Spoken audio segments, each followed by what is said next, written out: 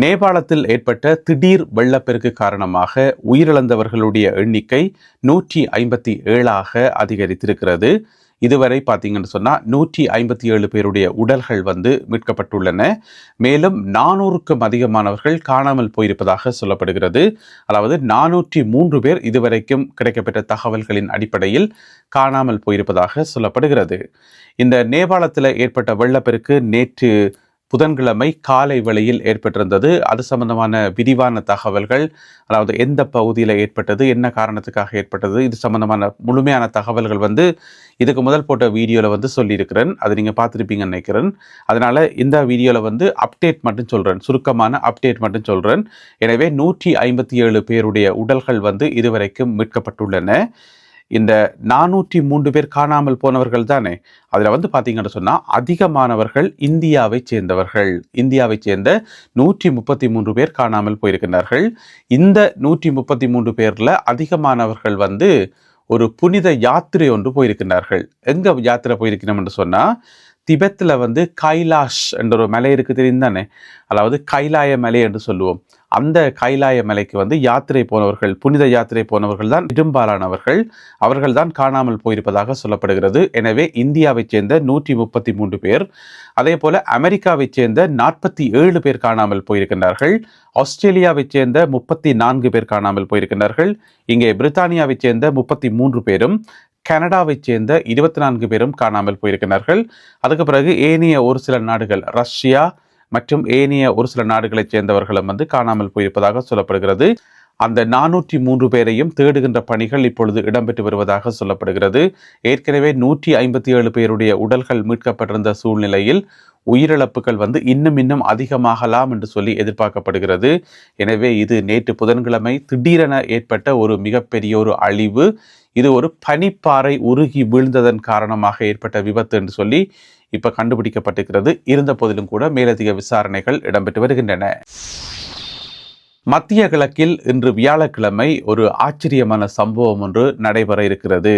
அது என்ன சம்பவம் என்று சொன்னா, கட்டார் நாட்டினுடைய பிரதமர் ஈரானுக்கு செல்கின்றார். ஈரானுடைய தலைநகர் தெஹரானுக்கு சென்று மிக முக்கியமான ஈரானிய அதிகாரிகளை சந்தித்து பேச்சுவார்த்தை நடத்த இருக்கின்றார் கட்டார் நாட்டினுடைய பிரதமர். செய்தி உண்மைதானா, கட்டார் நாடு தானா அல்லது ஓமானான்னு கேட்டீங்கன்னு சொன்னால் உண்மையிலேயே கட்டார் தான். ஓமானுக்கும் ஈரானுக்கும் இடையில ஏற்கனவே நல்ல உறவு இருக்குது. இரண்டு நாடுகளும் பேச்சுவார்த்தையில் ஈடுபட்டு கொண்டு வருகின்றார்கள். ஆனால் கட்டார் நாட்டினுடைய பிரதமர் தெஹ்ரானுக்கு போறன்றது உண்மையிலேயே அதிர்ச்சியான விஷயம்தான். ஏனென்று சொன்னால், பிப்ரவரி மாதம் 28ஆம் தேதி இந்த யுத்தம் ஆரம்பித்த காலத்தில் கட்டாரும் அதிக அளவு தாக்குதலுக்கு இலக்கான ஒரு நாடு. அதாவது ஈரான் ஒரே நேரத்தில் பல நாடுகளை இலக்கு வைத்து தாக்குதல் நடத்தினது. அதில் கட்டார் மிக முக்கியமான நாடு. ஏன்னு சொன்னால், கட்டார் முன்னுக்கு இருந்து அதுலேயும் பார்த்தீங்கன்னு சொன்னால், கட்டாரில் இருக்கக்கூடிய மிகப்பெரிய எண்ணெய் உற்பத்தி நிறுவனம் ராஸ் லஃபான் என்று சொல்லப்படுற பகுதி தாக்குதலுக்கு இலக்காகி அது தீப்பிடிச்சு எரிஞ்சு பல பில்லியன் கணக்கான டாலர்ஸ் நஷ்டம் ஏற்பட்டிருந்தது கட்டாரிய அரசாங்கத்துக்கு. எனவே அதெல்லாத்தையும் தூக்கி ஒரு ஓரமாக வச்சு போட்டு இப்போ பேச்சுவார்த்தை நடத்தியே ஆகணும். பிராந்தியத்தில் அமைதி உண்டாகணும். இன்னும் நிறைய விஷயங்கள் சாதகமான விஷயங்கள் நடக்கத்தானே வேணும். அதனால் கட்டார் நாட்டினுடைய பிரதமரே நேரடியாக தெஹ்ரானுக்கு செல்கின்றார். உங்களுக்கு தெரியும், கட்டார் நாட்டினுடைய பிரதமரும் வெளியுறவு அமைச்சரும் ஒரே ஆள்தான். அதாவது பிரதமராகவும் இருந்து கொண்டு வெளியுறவு அமைச்சராகவும் அவர் தான் இருக்கின்றார். எனவே வெளியுறவு விவகாரங்களை பார்க்கக்குள்ள அவர் தான் நேரடியாக பார்க்க வேண்டி இருக்கும். இப்போ நீங்கள் படங்களில் பார்க்குறீங்க தானே, இந்த படங்கள் கடந்த காலங்களில் எடுக்கப்பட்ட படங்கள், இது புது படங்கள் இல்லை. இது ஃபைல் ஃபோட்டோஸ். பிறகு இன்றைக்கு அந்த சந்திப்பு நடந்த பிறகு புதிய படங்கள் வெளியாகும் என்று சொல்லி எதிர்பார்க்கப்படுகிறது. கட்டார் நாட்டினுடைய பிரதமர் ஷேக் முகமது அப்துல் ரஹ்மான் பின் ஜசீம் அல் தானி, இதான் அவருடைய பேர். அவர் இன்று தெஹ்ரானுக்கு சென்று முக்கியமான பேச்சுவார்த்தைகளை நடத்துகின்றார். அதில் ஹோமுஸ் நீரிணையை சுமூகமாக திறந்து வழக்கம் போல போக்குவரத்தை நடத்துவது சம்பந்தமாக பேசுவார் என்று சொல்லி எதிர்பார்க்கப்படுகிறது. எங்கள் எல்லாருக்குமே தெரியும், யுத்தம் ஆரம்பிக்க முதல் டெய்லி 20 மில்லியன் பேரல்ஸ் எரிபொருள் ஏற்றி இறக்கப்படும் அந்த பாதையால். இப்போ பார்த்தீங்கன்னு சொன்னால் சும்மா ஒரு கப்பலும் 2 கப்பலும் 3 கப்பலும் என்று சொல்லி இப்படி தான் போய்கொண்டிருக்குது. எனவே இது மிகப்பெரிய நஷ்டம் தானே உலக நாடுகளுக்கு. எனவே கட்டார் நாட்டினுடைய பிரதமர் அது சம்பந்தமாக ஈரானுடன் பேசுவார் என்று சொல்லப்படுகிறது. கட்டார் பிரதமருடைய இந்த பயணத்துக்கு இன்னும் ஒரு நோக்கமும் இருக்குது. அது என்ன சொன்னால், அமெரிக்காவுக்கும் ஈரானுக்கும் இடையில் மறுபடியும் பேச்சுவார்த்தைகளை ஆரம்பிப்பது. இதுதான் அடுத்த நோக்கம். ஏன்னு சொன்னால், அது இப்போ ஒரு திக்கு திசை தெரியாத காட்டில் கொண்டே போட்ட மாதிரி இருக்குது. 2 நாடுகளுக்கு இடையிலான பேச்சுவார்த்தை எங்கே இருக்குன்னே தெரியாது. ஒரு ஒப்பந்தம் ஒன்று போடப்பட்டது. அந்த ஒப்பந்தம் கிழிச்செறிஞ்சு நினைக்கிறேன் அதெல்லாம் பேப்பரெல்லாம் உக்கி இருக்கும் போல இத்தரைக்கு. ஏன்னு சொன்னால், அதுக்கு பிறகு நடந்த சம்பவங்கள் எங்களுக்கு தெரியும். அதனால் இப்போ மறுபடியும் அமெரிக்காவுக்கும் ஈரானுக்கும் இடையில் எங்கேயாவது இடத்துல பொருந்துதான்னு பார்த்து ஒரு மாதிரி பேச்சுவார்த்தை மேசைக்கு 2 நாடுகளையும் கொண்டு வர்றது கட்டார் பிரதமருடைய ஒரு நோக்கமாக இருக்கிறது. என்னதான் கட்டார் மேலே ஈரான் தாக்குதல் நடத்தினாலுமே கூட அதை ஒரு பக்கம் சமாளித்து கொண்டு இந்த 2 நாடுகளுக்கும் இடையிலான பேச்சுவார்த்தைக்கும் தொடக்கம் ஆரம்பத்திலேருந்தே உறுதுணையாக இருந்தது கட்டார். அதனால தான் இந்த படங்கள் நீங்கள் இப்போ பார்க்குற படங்கள் எல்லாம் அந்த சந்தர்ப்பத்தில் எடுக்கப்பட்டது தான்.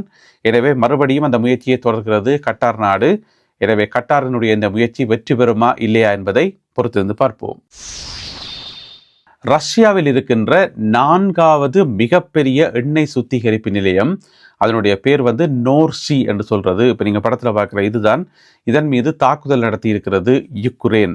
இப்பொழுது பாவிக்கின்ற நீண்ட தூர ட்ரோன்கள் இருக்குத்தானே, அதாவது பல 100 மைல்களை தாண்டி சென்று தாக்குதல் நடத்தக்கூடிய ட்ரோன்கள், அதிநவீன ட்ரோன்கள் இப்போ யுக்ரைனால் பாவிக்கப்படுது.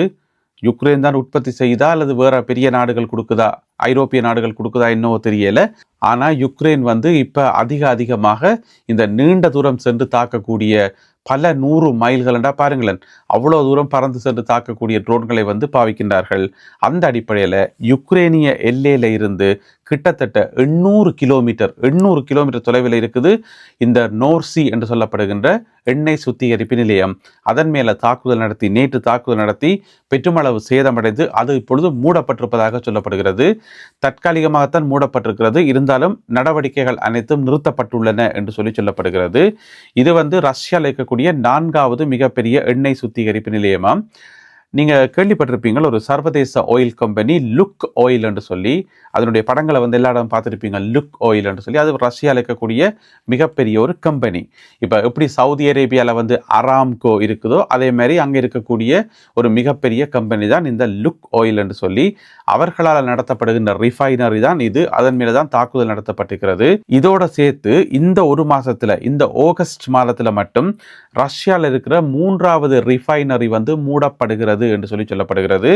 பிறகு திருத்த வேலைகள் எல்லாம் செய்து திரும்பி திறப்பார்கள், ஆனால் தற்காலிகமாக மூடப்படுகிறது என்று சொல்லி. அந்த அளவுக்கு யுக்ரைனுடைய தாக்குதல்கள் தீவிரமாக நடக்கின்றன என்று சொல்லி 800 கிலோமீட்டர் வரைக்கும் ஒரு ட்ரோன் பறந்து போயிட்டு அங்கே இருக்கிற இலக்கை தாக்குது என்று சொன்னால், அது கிட்டத்தட்ட அந்த நீண்ட தூர ஏவுகணைகள் இருக்குத்தானே. இப்போ அந்த கண்டம் விட்டு கண்டம் பாயிற ஏவுகணைகள், பெரிய ஏவுகணைகள் எல்லாம் செலவழித்து கொஞ்ச காசுக்கு ட்ரோன்களை உற்பத்தி செய்து அதை பயன்படுத்தியே இந்த மாதிரியான பெரிய பெரிய தாக்குதல்களை நடத்தலாம் போல இருக்குது. பல மில்லியன் கணக்கான டாலர்ஸ் செலவழித்து உற்பத்தி செய்யப்படுற இந்த ஏவுகணைகளை பாவிக்கிறதை விட ட்ரோன்கள் பாவிக்கிறது இலகு போல இருக்கு. அதனால தான் இப்போ எல்லா சண்டை களங்களையும் ட்ரோன்கள் பாவிக்கப்படுகின்றன. அந்த அடிப்படையில் ரஷ்யாவில் இருக்கக்கூடிய 4வது மிகப்பெரிய எண்ணெய் சுத்திகரிப்பு நிலையம் இப்பொழுது தாக்கி முடக்கப்பட்டுள்ளது. இப்போதான் ட்ரோன்களை பற்றி செய்தி சொல்லியிருந்தேன். அதுக்கிடையில் பார்த்தீங்கன்னு சொன்னால் அடுத்த செய்தி வந்திருக்கிறது. தாய்வான் நாடு அடுத்து வரும் 4-5 வருடங்களில் 2,10,000 ட்ரோன்களை உற்பத்தி செய்வது என்று சொல்லி முடிவெடுத்திருக்கிறது. அதற்கான நிதி ஒதுக்கப்பட்டிருக்கிறது தாய்வான் அரசாங்கத்தால். இனி ட்ரோன்களை உற்பத்தி செய்யக்கூடிய கம்பெனிகள் இருக்குது தானே, பிரைவேட் கம்பெனிகள், அவர்களுக்கு இந்த ஆர்டர் கொடுக்கப்படும். 2031ஆம் ஆண்டு டிசம்பர் மாதத்துக்கு முதல் 2,10,000 ட்ரோன்களை உற்பத்தி செய்து குவிப்பது என்று சொல்லி இப்பொழுது தாய்வான் முடிவெடுத்திருக்கிறது. தாய்வானுக்கு எதுக்கு ட்ரோன்கள் என்று பார்த்தீங்கன்னு சொன்னால், அங்கால சீனாவிலேருந்து வரக்கூடிய அச்சுறுத்தல்களை தடுக்கிறதுக்காக. ஏன்னு சொன்னால், சீனா எந்த நேரமும் தாய்வானை கைப்பற்றலாம்னு தான் பார்த்துட்டு இருக்குது. சீனாவினுடைய நோக்கமே தாய்வானை முழுமையாக கைப்பற்றி அதை சீனா உடனிணைக்கிறது. இனிமேலும் தாய்வான் தனி நாடெல்லாம் கிடையாது, அதுவும் சீனாவினுடைய ஒரு மாநிலம் அல்லது மாகாணம் அப்படி மாற்றுறது தான் சீனாவினுடைய நோக்கம். அதை தாய்வான் எதிர்த்து கொண்டு வருது. இல்லை நாங்கள் தனியாக இருப்போம், நாங்கள் தனி நாடு என்று சொல்லி இந்த பிரச்சனை நீண்ட காலமாக ஓடிக்கொண்டிருக்கின்ற வைங்களேன். அப்படி இருக்கும்போது சீனாவிடமிருந்து கிடைக்கக்கூடிய அச்சுறுத்தல்களை எதிர்கொள்வதற்காக தாய்வான் இப்பொழுது 2,10,000 ட்ரோன்களை உற்பத்தி செய்ய தீர்மானித்திருக்கிறது. அப்போ அடுத்த கேள்வி வரும், இந்த ட்ரோன்களை அமெரிக்காட்டேருந்து வாங்க போதான்னு சொல்லி. ஆனால் அதுக்கு வந்து தாய்வான் அரசாங்கம் சொல்லியிருக்குது, இல்லை இல்லை நாங்கள் அமெரிக்காட்டேருந்து வாங்கலை, அமெரிக்காவிலேருந்து வாங்குகிற ட்ரோன்கள் எல்லாம் பயங்கர எக்ஸ்பென்சிவாக இருக்குது, நாங்களே உள்நாட்டில் வந்து இருக்கக்கூடிய கம்பெனிகளை பயன்படுத்தி உற்பத்தி செய்வோம் என்று சொல்லி தாய்வான் அரசாங்கம் அறிவித்திருக்கிறது. இருந்த போதிலும் கூட அமெரிக்கா தாய்வானுக்கு ஏராளமான உதவிகளையும் செய்து கொண்டு வருகிறது. இராணுவ பயிற்சியிலிருந்து ஏராளமான உதவிகளை செய்து வருகிறது. எனவே இன்றைக்காவது ஒரு நாளைக்கு தாய்வானுக்கும் சைனாவுக்கும் இடையில யுத்தம் மூடுமா?